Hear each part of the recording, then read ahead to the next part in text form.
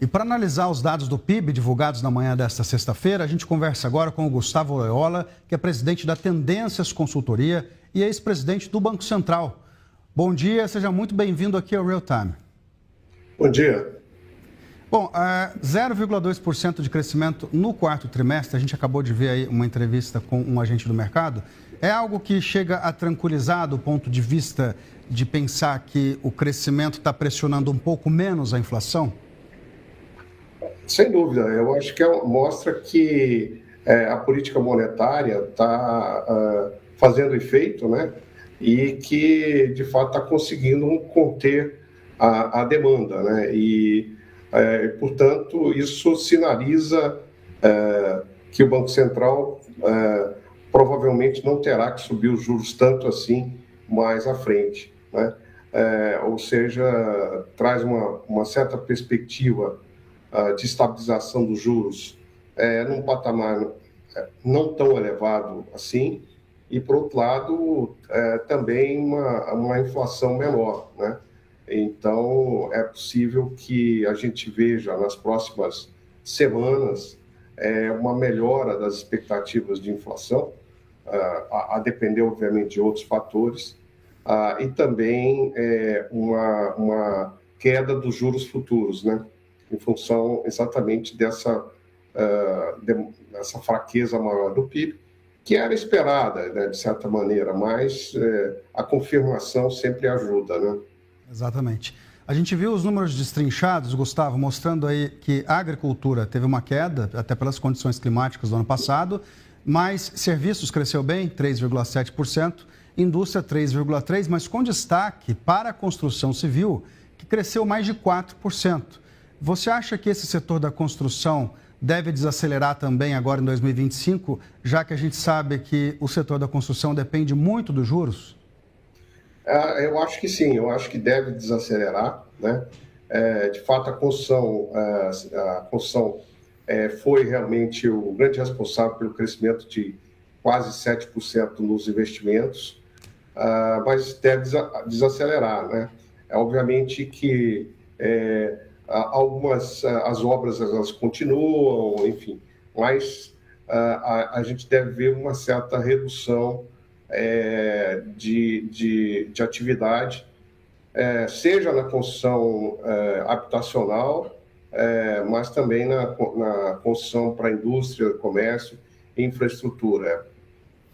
Então, sim, a indústria da construção deve sentir, como todos os outros segmentos da indústria, tá? A própria indústria automobilística, que teve um bom desempenho no ano passado, mas as condições mais apertadas do crédito esse ano devem afetar a demanda e assim por diante. E o setor de serviços também, né, que, aliás, mostrou um crescimento só de 0,1% no último trimestre do ano passado, também deve ser afetado. Eu acho que o único setor que deve ter uma reversão positiva é exatamente a agropecuária, né?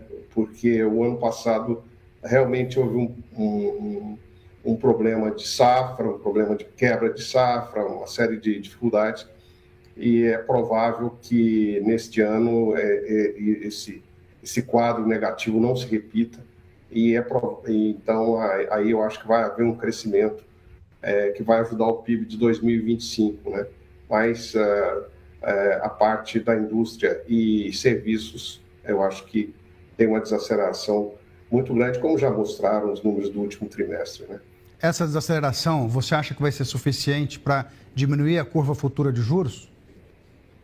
Olha, eu acho que sim, mas existem outras questões em jogo. Por exemplo, vocês fizeram há pouco uma reportagem interessante sobre o payroll americano, né? O que significa que os juros americanos provavelmente devem cair, ao contrário de que havia uma certa expectativa que poderiam até ser mantidos no patamar atual. Isso deve enfraquecer o dólar, né? E isso, enfraquecimento do dólar portanto, valorização do real, deve tornar mais baratas os bens comercializáveis aqui no Brasil, né? e isso pode ter um efeito positivo sobre a inflação brasileira. Então, esse é um fator também que pode nos ajudar, ou seja, um câmbio mais valorizado, como a gente tem visto nas últimas sessões, isso ajuda a reduzir a inflação aqui, né? Há uma dúvida também grande sobre a questão fiscal, né? Então, que afeta os juros longos. Então, vai depender muito de como o governo vai lidar com a questão fiscal, a questão do relacionamento com o Congresso, tudo isso vai ser pesado.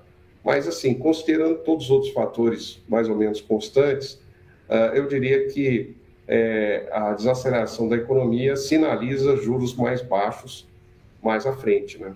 Sim, eu queria entender como que vocês na Tendência estão analisando a ação do governo, por exemplo, que a gente está vendo o Banco Central aumentando os juros, né, um patamar bastante alto, e ao mesmo tempo a área econômica do governo liberando aí 12 bilhões do FGTS, que é algo que deve aquecer a economia.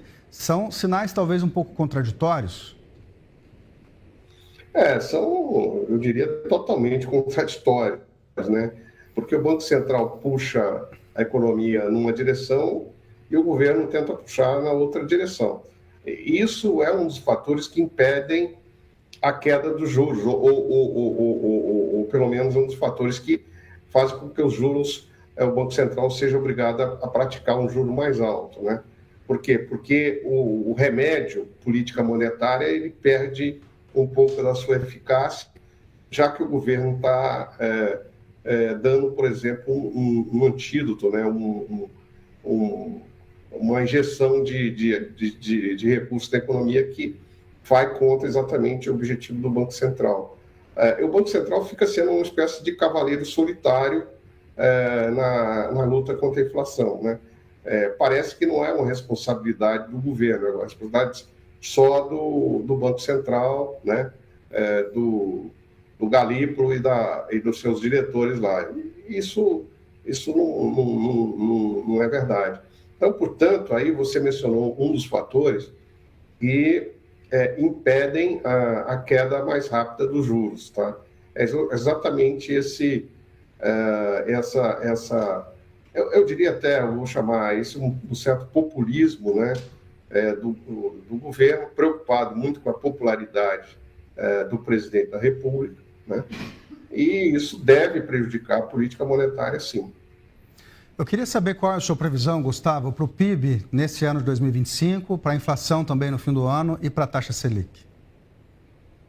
Bom, nós estamos com a previsão de um PIB aí um pouco abaixo de 2%, né? Eu acho que o PIB se beneficia um pouco da recuperação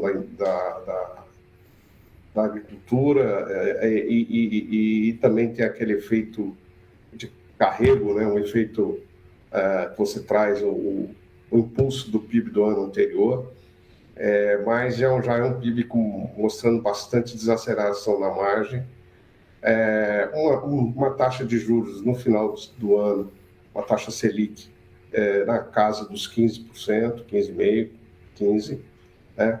E uma inflação um pouco em torno dos 5%, mais ou menos. Então, assim, mais ou menos essa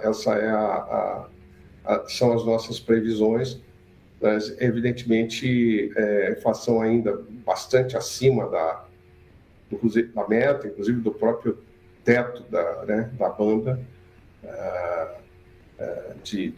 da meta, que é 4,5%, mas com uma perspectiva para 2026, né, de queda da inflação. Não ainda para a meta de 3%, mas para uns números mais palatáveis, em torno de 4,5%, né? E também a atividade talvez se recupere um pouco melhor em 2026, né? A gente tem informações de bastidores, né, de que a equipe econômica teria convencido o presidente Lula a fazer um ano de 2025 com um pouco mais de aperto, para chegar a 2026, que é o ano da eleição, um pouco melhor. Pelo que você diz aí, Gustavo, com inflação um pouco mais baixa e atividade um pouco mais alta, parece que a gente está caminhando para esse cenário aí que tentaram convencer o presidente Lula de que seria o ideal, né? Exatamente. Eu acho que assim, o presidente o grupo de auxiliares, eles têm que entender, né, que se esse ano o Banco Central não, por alguma razão, não conseguir baixar a inflação,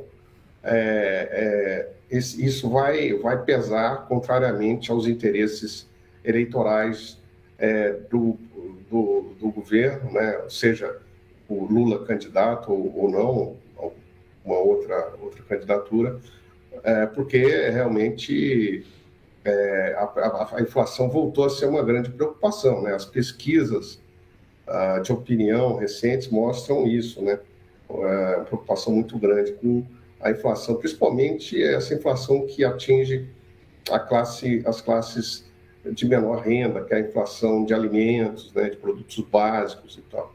Uma última pergunta, como é que você viu essa medida do governo federal de zerar imposto de importação de vários produtos alimentícios aí para tentar conter a inflação? Eu acho que eles não têm grande eficácia, essas medidas não têm grande eficácia, né?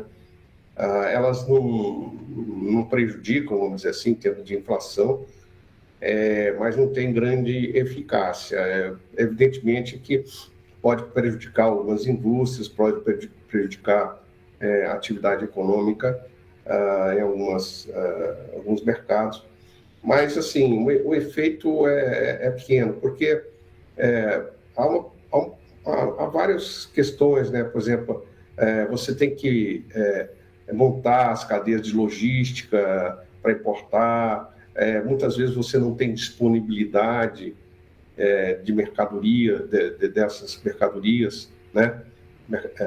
Não tem disponibilidade imediata, só daqui a algum tempo e tal. Então, assim, eu acho que é inócua, sabe? Eu acho que se tiver efeito, é um efeito muito pequeno. Tá certo. Gustavo Loyola, presidente da Tendências Consultoria e ex-presidente do Banco Central, muito obrigado pela sua participação aqui no Real Time. Bom dia. Bom dia, muito obrigado.